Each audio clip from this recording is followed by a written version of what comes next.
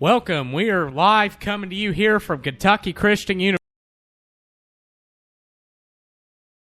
Tanks are about to take on the Carter County Wildcats. The West Portsmouth Tanks come into the season with a record of 1-0, defeating the Wheelersburg Buccaneers 76-0.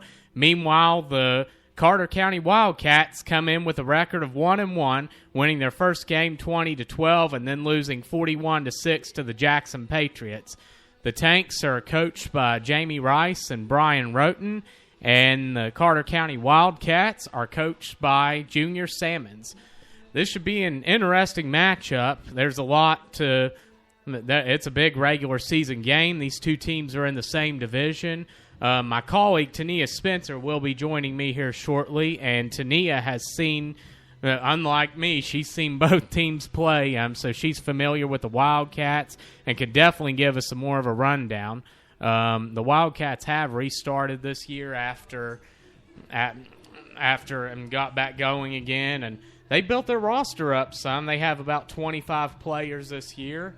The Tanks they've had a good week of practice and focus, and they're looking to get another good win under their belt. This will be a division win, so this definitely comes in when it comes to playoff contention and when it comes to overall records and rankings. So the referees are meeting at midfield right now, and the teams are the teams are lining up. They got the Wildcats have their captains out, and looks like the captains for the Wildcats are going to be number 77, Chris Brewer, number 27, Timothy Green, number 52, Zach Hall, and number 61, 61, James Johnson, who is out there. The Tanks coaches are meeting at midfield right now, and they have out for the Tanks is number 5, Jontez Jones, and looks like, I can't quite tell. That is number 21. Oh, that's Charles Johnson. Okay. He said it's hard to tell from this vantage point. This is a very nice field. I'm not sure if you haven't been to a game at this place, I would definitely like to recommend it. It's a nice area. And a big shout-out to the KCU and to Bruce, their athletic director, and a big thank you for letting us use their stadium. And okay, the players are meeting, and they're getting ready to do the coin toss, and we should have something here shortly for you folks. But that's about where we're at right now. There's going to be about 5 minutes until the game starts. It's going to be about 5 minutes till kickoff, so it should be something coming out here very shortly. The Tanks, as you know, are, from watching us last game, this was a much different team compared to last year. When you consider the Tanks last year, their best win was 42-18 over the West Virginia Bulldogs, and that was their biggest win. And offensively, they really struggled, while defensively they were amongst the best in the league. And this year, we heard the talk over the offseason. You saw some of their acquisitions. You saw guys like Michael Clay come in and some really good players step up. And now they've got a big opportunity. And here's my colleague. Here comes Tania Spencer. Hey, guys. Tania, we just got the broadcast going. And, I just talked a little bit about the program and everything. And but yeah, we're actually getting ready to start this game here shortly. Tania, tell our fans about you got to see the Wildcats, if I'm correct. You got to see them play. Yes, I did. What are your thoughts on? Very eventful. My thoughts on watching the Wildcats play when they played Mount Sterling Trojans in Paris, Kentucky. They had a couple mistakes that I believe they had more than enough time to fix, but also, sadly, they lost a lot of key players over the week. Oh. So it's going to be kind of interesting to see how they bounce back from that. I'm not going to say it's a loss, but from that little situation. Yes, and that's always tough, Tania, and when you consider, even though I guess that had to be a big defeat at the hands of Jackson County, 41-6, I believe, and that's definitely, we'll see how they. I know they're looking to bounce back, the guys on the sideline, and we'll see how they show up and perform today. And they're still talking down there about something and looking to get chain gangs getting set, and they're looking to get they had the coaches at midfield but have not indicated at this point, and the players, but they haven't indicated yet the coin toss. So we'll just keep waiting until they do. But it should be a pretty good game today. What do you think about the playoff implications and everything?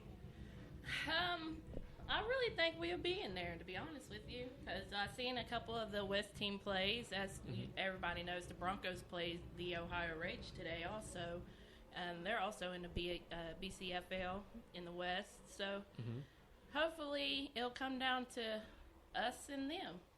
Okay, yes, and the Broncos, that's Butler County, right? Yes. Okay, and the Broncos they're expected to be a big opponent later this season.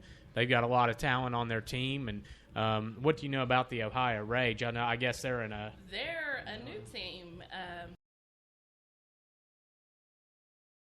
Oh man, he's gonna kill me. I can't think right now. Sorry, John. But they seem to be a okay first time in team. Yeah, it'll be and Tania, when you look at it, we've got a lot of new, I guess a lot of new blood this year, in the league. The league's really starting to expand. You're seeing some teams like, the Wildcats getting under force, and you got the Bucks, who's the River City's now the River City's Buccaneers was Wheelersburg, and then the Rage. So there's definitely it'll be interesting to see in terms of competition and everything, and how they can get players out, and hopefully they'll continue to grow the league some. Yes, most everything, definitely. and they're still meeting at midfield at this point.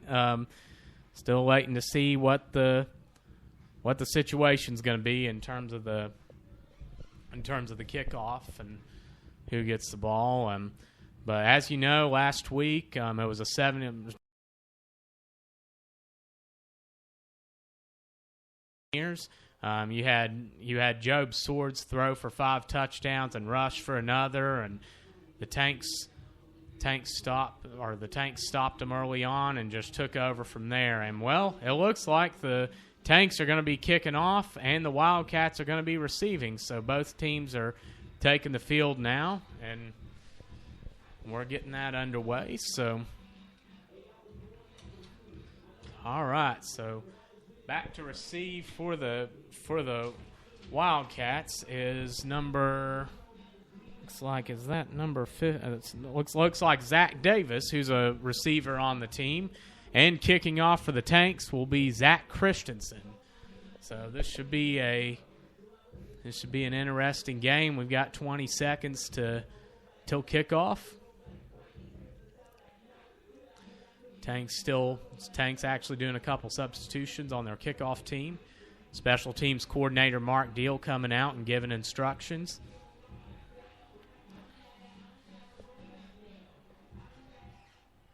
And all right, it's time for some football.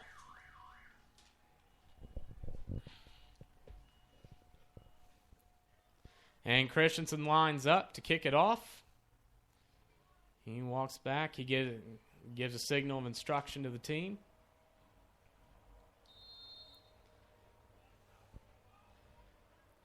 And we are underway. He kicks it.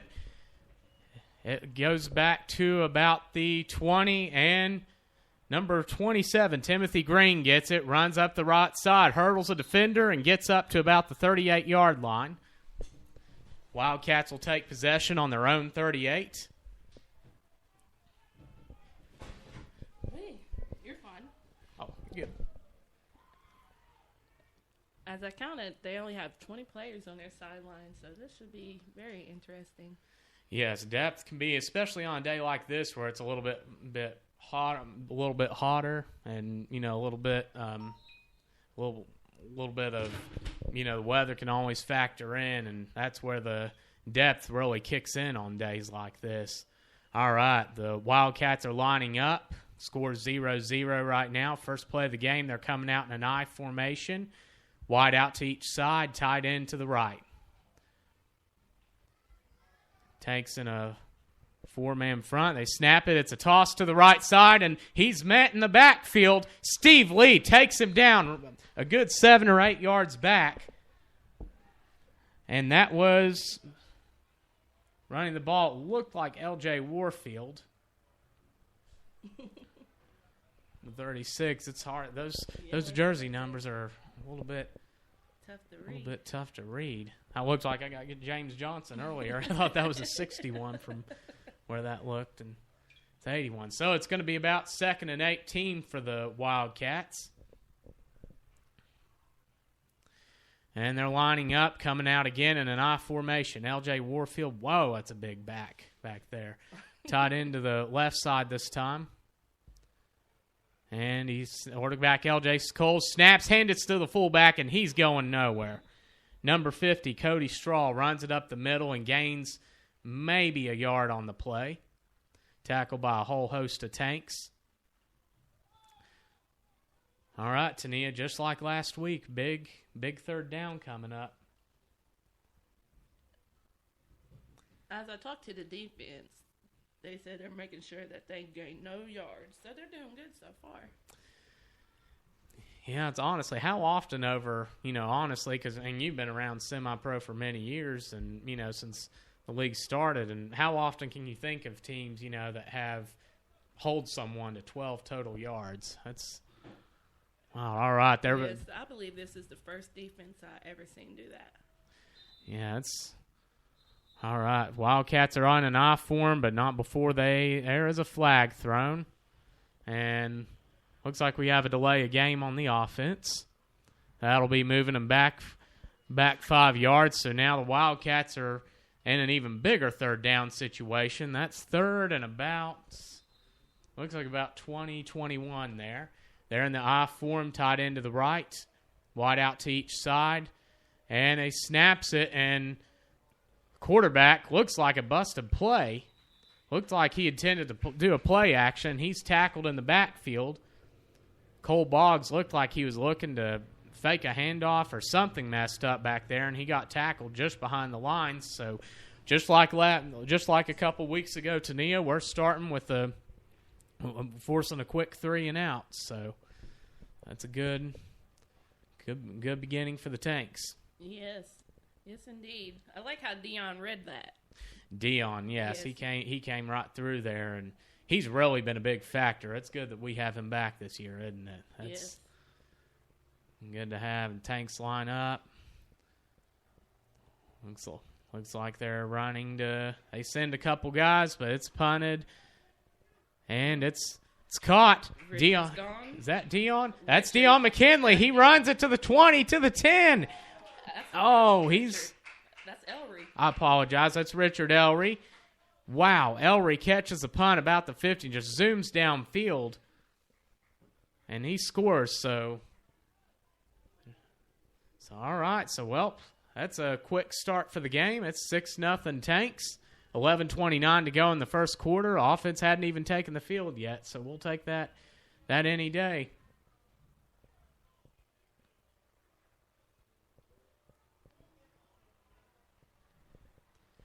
All right, the Tanks are going to line up. They're going to go for 2. Take note that the new rule this year is where there's 15. It's a 15-yard. If you do an extra point, you have to line up the 15-yard lines. So a lot of teams now are just going for 2.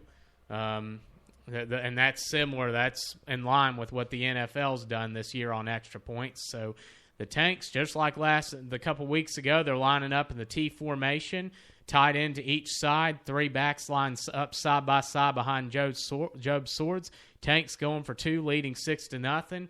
He hands it off, and oh wow, middle gets plugged up. No, 2-point conversion is no good.